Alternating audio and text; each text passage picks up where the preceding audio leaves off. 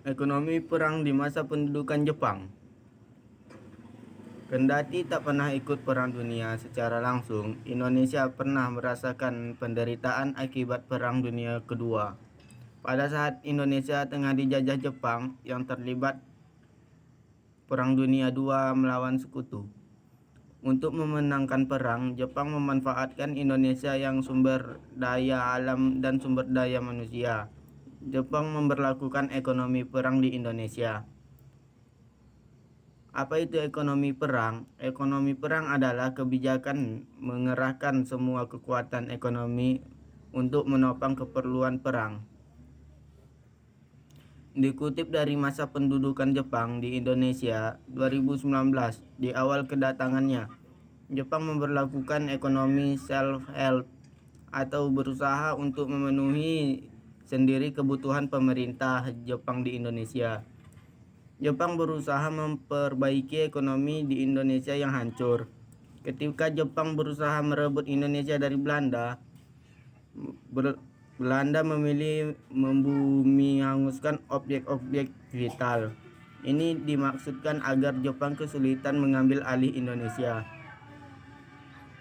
Setelah berhasil merebut Indonesia dari Belanda, Jepang terpaksa memperbaiki sarana yang rusak. Sarana-sarana itu meliputi transportasi, telekomunikasi, dan bangunan-bangunan publik. Pengendalian perkebunan. Khusus perkebunan, dikeluarkan Undang-Undang Nomor 322 1942 yang menyatakan bahwa Guin Seikan, kepala militer, langsung mengawasi perkebunan kopi, kina, karet, dan teh. Pengawasan diserahkan kepada Saiba Kigyo Kanri Kodan, SKK, badan pengawas yang dibentuk Gun Seikan. SKK juga bertindak sebagai pelaksana, pembeli, dan penentu harga jual hasil perkebunan.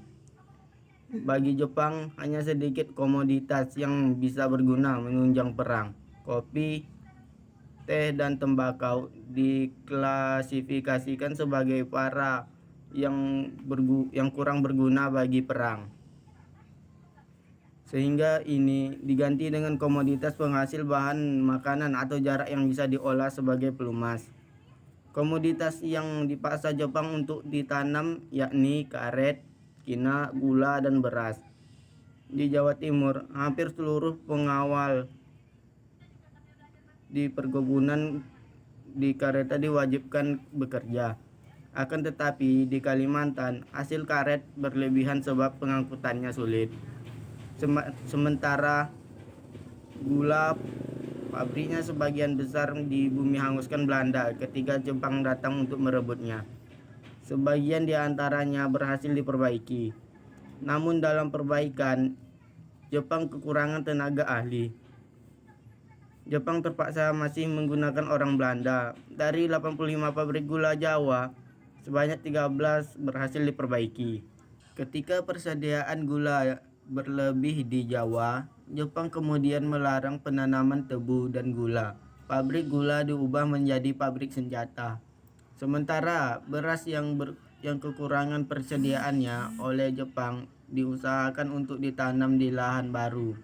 Rakyat diminta menghancurkan tanaman kopi dan teh. Para tawanan dipaksa bekerja menanam padi. Hanya Jepang yang bisa mengatur produksi, pungutan, penyaluran, dan penetapan harga padi.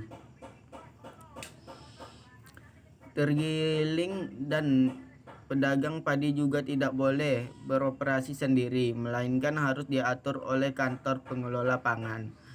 Para petani harus menjual hasil produksi padunya sesuai kuota yang harga ditentukan. Petani berhak 40% atas keseluruhan hasil padi. Mereka tak bisa menikmati jerih payahnya sebagai petani. Sementara 30% disetor ke pemerintah melalui penggilingan yang telah ditunjuk Jepang. Sisa 30%-nya untuk persiapan bibit dan disetor ke lumbung desa. Rakyat pun menderita akibat peraturan ini. Akibat lainnya, hutan-hutan rusak akibat penambangan liar. Jepang berusaha memperbaiki pertanian dengan menggelar pelatihan Sayangnya pelatihnya bukan ahli pertanian. Pesertanya pun hanya mendapat pelatihan singkat, akibatnya produksi pangan terus menurun. Turunnya produksi pangan juga diperparah dengan musim kemarau panjang pada 1944. Industri merosot. Selain masalah pangan, sandang atau pakaian bahkan menjadi masalah. Banyak rakyat yang tak mempunyai pakaian yang layak. Sebelumnya, urusan sandang sangat tergantung pada impor dari Belanda.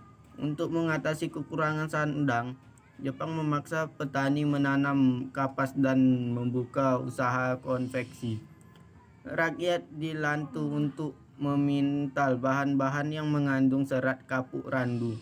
Namun tetap saja, industri tekstil bisa dihidupkan kembali sebab suplainya, yakni tanaman kapas, berkurang. Bahkan April 1944 sempat diadakan pekan pengumpulan pakaian untuk rakyat jelata. Sebab saat itu banyak rakyat yang hanya memakai karung hingga lembaran karet mentah. Industri lain oleh Jepang dibagi menjadi dua. Pertama, industri yang berguna langsung untuk perang seperti pabrik mesin, paku, kawat, dan baja pelapis granat. Kendati demikian, industri itu sulit dijalankan sebab kekurangan suku cadang. Sementara golongan kedua adalah barang-barang yang menyangkut kebutuhan rakyat. Dalam bidang transportasi, Jepang merasa kekurangan kapal. Oleh karena itu, Jepang mengembangkan industri kapal angkut dari kayu. Bank dan keuangan. Kendati sangat anti Belanda, Jepang tetap mempergunakan mata uang golden di Indonesia. Tujuannya agar harga barang tetap stabil. Beberapa bank milik Belanda dilikuidasi dan diganti dengan bank-bank Jepang, yakni Yokohama Ginko, Mitsu Ginko, dan Kana Ginko. Bank-bank ini berada di bawah pengawasan Nanpo Keihatsu Kenso, Perbendaharaan untuk Kemajuan Wilayah Selatan. Salah satu bank, yakni Nanpo Keihatsu Ginko, melanjutkan tugas tentara pendudukan Jepang dalam mengendalikan invasion money.